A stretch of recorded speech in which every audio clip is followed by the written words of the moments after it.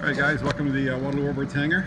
Quick little update on the Vampire. So the team was hard at work giving it a good spray with the silver nitrate. And we're going to talk to Doug and Derek right now and tell us what's going on with the airplane. Go ahead guys. Well, we got it all doped up on the weekend. So we had an inflatable paint booth that we put up to it. The guys worked hard last week prepping it, getting it ready. And we did 4 coats of dope on the aircraft. And then between each coat we had to wet sand it.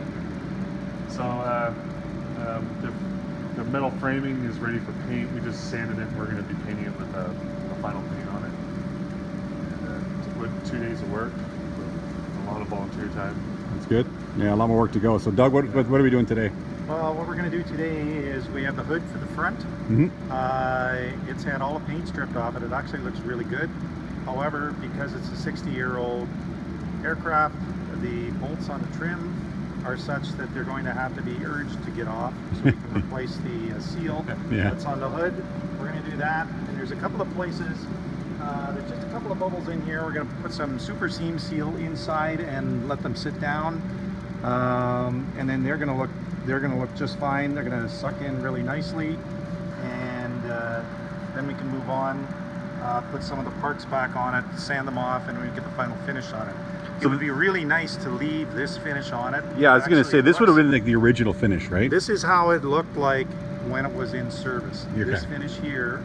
From a maintenance standpoint, though, it would be a real challenge keeping it clean, going to the various locations we do go. Yeah, exactly. Bugs are really like this, so I think it's probably, in the long run, it's going to be a little smoother, a little easier to maintain. So what's the next coat of paint that's going to go on there? So we'll primer all the metal parts, which is what we'll have done the next couple of days. Okay. And then we're going to wait. We have to wait about 7 days for the dope to fully cure, and then we'll be putting it's called it's a special paint that they used for dope. So it doesn't actually it doesn't have a lot of hardener in it, so it doesn't harden. Like most aircraft paint, when you remove it, it'll chip and break. Yeah. But this paint doesn't actually fully harden, it's much more pliable. Okay. Because as you fly, obviously with the wood and fabric, it breathes. It'll flex, yeah, okay. Yeah, which was the problem we had originally. Previously when the aircraft was painted, the wrong final paint was put on.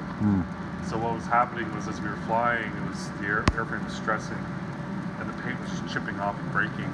And then when the paint chipped off, it would take the dope, and then moisture was getting in and damaging the dope. Yeah. Which is why we ended up having to do the repairs. So we're hoping, it's a 15-20 year paint, so we're hoping we don't have to touch this for a long time. Yeah. Yeah. Amen to that. Amen to that. All right, thanks a lot guys, and we'll have more updates for you soon. Here's the rest of the aircraft for you to take a look at. Thanks for following us guys, and we'll have more info for you soon. Thanks.